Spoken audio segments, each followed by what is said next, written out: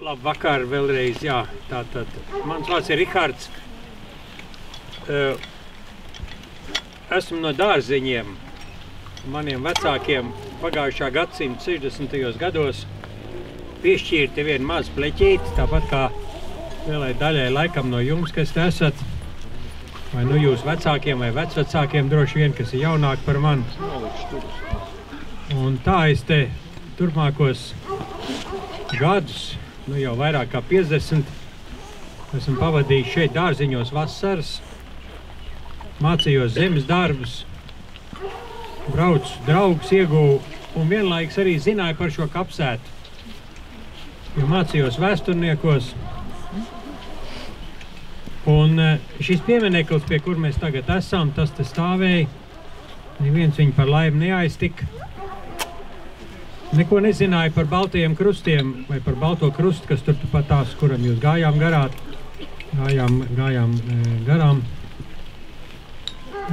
Šeit tad es atnācu un satiku arī vēl starp citu laikam gadus 15 atpakaļ kādu kundzi, kas te nāca un kopa. Brāļu kapi, brīvības cīņu un arī Pirmā pasaules kara Latvijā nekad nav aizauguši. Es pats esmu jūrmalnieks vēlāk pēc tam, un arī Jūrmalā mums ir vairāk šādi te kapi, kurus padomju laikā neatzina, bet arī par laimi neaiztika.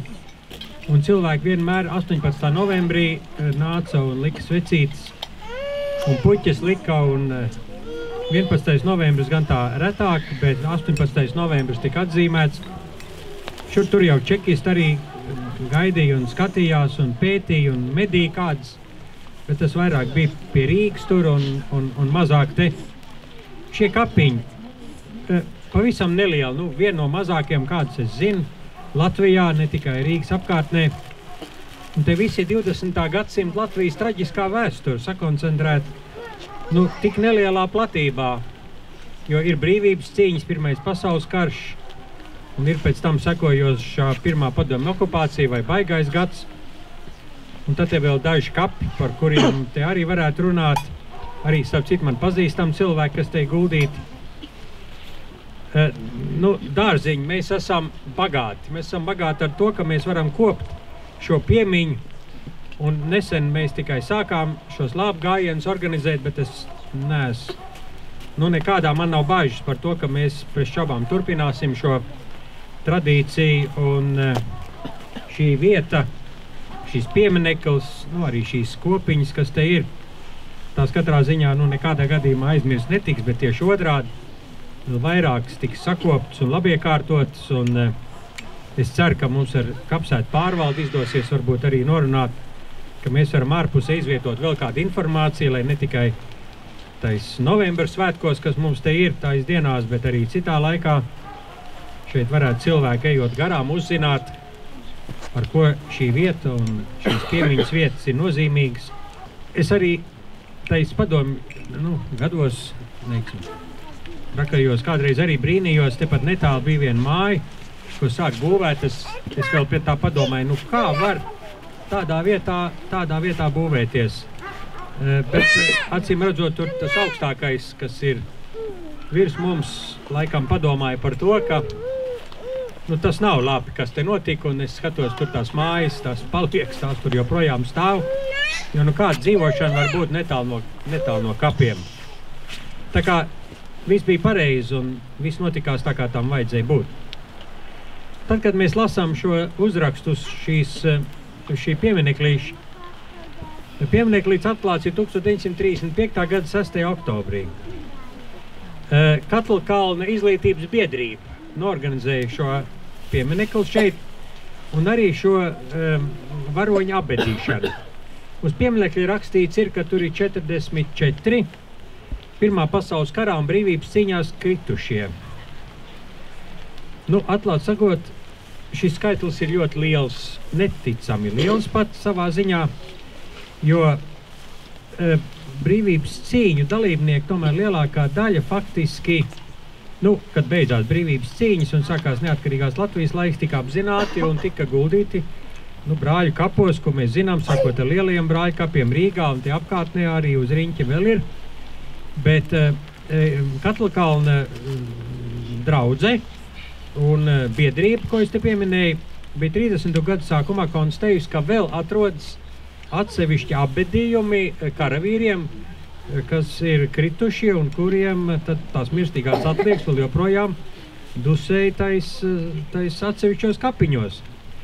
Un kā viņi varēja tiešām tik ievaram skaitu mirstīgu atlieku šo karavīru savākt un šeit apbedīt. Man tas bišķi bija pārsteigums, un arī šobrīd es tā domāju, kur gan tā varēja būt. Un patiesībā jau mēs pat pirmīt jau dzirdējām par šīm cīņām, kas te bija pie Dolas salas galvenokārt, un tad pie Katlkalna baznīcas un pie kapiem. Tātad 1919. gada oktobrs, tātad, sakot 6. oktobru, kad Bermans ar Vālau, tātad vācu un krievu spēki sāk mākties virsū, atnāca līdz Daugavas kreisajām krastam. Tad Latvijas armijas vadība nolēma, kad ir jādod pretspars un jāmēģina viņus dabūt prom.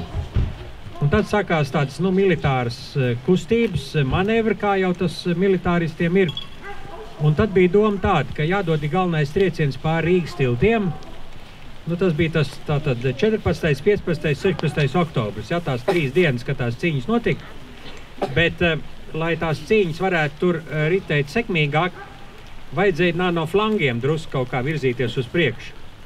Un tad bija uzbrukums tepatās netālu no Jumpraumuiža un tad pār uz Katlkalnu. Un tā bija Liepājas karaskolas rota, kura ļoti sekmīgi pārgāja pār Daugavai tiešām, un tad atspied vācieši no Katlkalna un patiesībā jau bija gatavi iet tālāk uz Ķekavu. Bet, tur Rīgā tas viss tā nenotika tik gludi, kā vajadzēja. Jo cīņas asiņainas un grūtas un smagas, un oktobra kaujas pie Rīgas tiltiem nesekmējās tā, kā mēs būtu gribējuši. Diemžēl, bet neizdevās ienaidnieku atspiest no Daugavas. Līdz ar to fronte palika vēl uz kādu laiku starp abiem Daugavas krastiem līdz pat novembrim. Un tad vēl bija viens mēģinājums šeit patās arī pie tās mūsu Katlkalnu un Jumpraumuižas vietas vēl vienu uzbrukumu veidot, lai it kā mēģinātu tomēr attīstīt to panākumu. Un tad tā bija Cēsu 5. kājnieku rota, ja nemaldos, kas arī veic šeit sekmīgu uzbrukumu, bet, diemžēl tas nebija saistīts ar frontes to centrālo sektoru, un līdz ar to, tad beigās to panākumu attīstīt, nekādu nevarēja, nācās vien atkāpties atpakaļ. Es domāju, ka šie zaudējumi un tie upuri, kurus vēlāk tad atrada un kurus te parabedīja, varētu būt saistīti ar šīm kaujām, plus vēl Dolas salu, protams, un tad, protams, neaizmirsīsim Pirmo pasaules karu. Un Pirmais pasaules karš arī pieminekli ierakstīts, un es esmu pārliecināts, ka starp 144 karavīriem, kas te dus, ir, protams, ne tikai brīvības cīņu dalībnieki no 19. gadā, bet arī no Pirmā pasaules kara. Es vienmēr, kad izmantoju iespēju stāstīt saviem skolniekiem, man arī darbs tāds ir, es vienmēr izmantoju kādus aprakstus, kaut kā tādu tēlaini, ne tikai to vēsturisko informāciju, un izmantoju Edvardu Virzu. Man arī šodien ir padomā varbūt vēl nobeigt šo manu uzrunu ar nelielu Edvardu Virzes tekstu. Un Virzam ir viens ļoti skaists tēlojums par Pirmo pasaules karu, kā tas sākās Latvijas teritorijā. Un šis tēlojums, Virz vispār jākatīgi skaistu valodu, bagātu, saucās Zaļā zemgala. Varbūt, ja jums kādām mājās ir kāds grāmatas, paskatiet, nav viņš garš. Un tad šajā tēlojumā, kas ir dokumentāls, patiesībā tiek aprakstīts par šādu situāciju Daugavas krastā, kur nāk ienaidnieks virsū un kara biedrs ir ievainots nāvīgi, neiznāk nekādi viņam palīdzību sniegt. Un tad kara biedri vienkārši ir spiesti, pat cik viņš mirst, turpat viņu apbedīt. Pēc tam jau, protams, cerībā, kad atnāks kaut kad beigsies šīs cīņas un varēs apbedīt ar godu. Nevienmēr tas tā izdevās. Kā zināms, Un Latvija no 15. līdz pat tātad 19. gadam ieskaitot, tad padomājiet 15, 16, 17, 18 un vēl 19. gads, tas ir 5 gadi šeit, šī teritorijā, gar Daugava un, protams, arī citās vietās tur pie Cēsīm, un kur visur noritēja kaut kāda kardarbība, kuras rezultātā mēs tomēr savu brīvību ieguvām. Tas ir, man liekas, varbūt Eiropā ir vēl kādas zemes, kur tik ilgstoši un tik noturīgi kara spēks uzturās un notiek kardarbība, un padomājiet, kas notiek tā laikā ar cilvēkiem, kas notiek ar mājām, ar laukiem, ar lopiem. Tas ir viens ļoti traģisks stāsts, jāsaka. Tas pats Eduards Virs tajā savā tēlojumā arī bišķi ieskicēja to, jo apmēram 200,000 latviešu bija spiest doties bēgļu gaitās, galvenokārt no Kurzemes, jo to okupēja Vācija, bet no 18. gadsimta Vācija bija okupējusi visu Latviju. Šis stāsts, protams, ir tāds drusku vēsturisks, dokumentāls, un es domāju, ka šiem vēsturniekiem, kas vēl te stāv jaunie cilvēki, arī varbūt tiem, kas jau top jau vēsturnieki, varbūt, kas jau mācās, man gribētos, ka vēl mēs arhīvā varētu kaut ko pameklēt un kaut ko uzzināt vairāk par tiem 44, kas šeit ir guldīti, jo mēs patiesībā šī mieklī nevaram nosaukt nevienu vārdu, nevienu uzvārdu. Mēs nevaram nosaukt nevienu armiju, teiksim tā, tiem cilvēkiem, kas šeit ir guldīti, un tie droši vien varētu būt arī latviešu strelnieki no pirmā kara, vēl pirms 19. gada, kā jau es teicu, tad tā fronte visu laiku te turējās un gāja šurpum un turpum. Un tie noteikti ir tie karavīri, kas patiesībā ir atdevuši savu dzīvību par to, lai tā Latvija, kurā mēs tagad esam, lai viņi būtu tāda, kādā mēs tagad dzīvojam, brīvā un skaistā Latvijā. Un vienlaikus arī, tomēr, kā es sākumā teicu, neaizmirsīsim, ka tepat blakām turpatās, kur gājāt garām, ir arī tie cilvēki, kuri bija spiest pirmajā padomju okupācijas gadā, jau 41. gadā Drēliņos viņus atrada, tie vairāk kā 30 cilvēki, gan lielākā daļa pazīstam, kas arī bija upuri, kuri patiesībā ne par ko bija atdevuši savus dzīvības tā vietā, lai varētu turpināt normāli, mierīgi dzīvot un būt šajā saulē. Savu uzrunu es gribētu nobeigt ar Eduardu Vīru šo dzejoli. Kāds būtu uzdevums zem saules mūsu tautai? Vai viņai jāpazūd? Būs. Laika varai ļautai. Kā dzīvi nodzīvojis, zūd katrs nieciņš sīks. Jeb laikiem jāuzspiež tai zīmoks valdonīgs. Ja garu varenu dievs, tā ir krūtīs dvesis, un cauri postiem to uz ērgļa spārniem nesis. Bet sāpēs smeldzošās sirds pēkšņi manim kaist. Kas uzdevumu veids, tas arī drīzi gaist.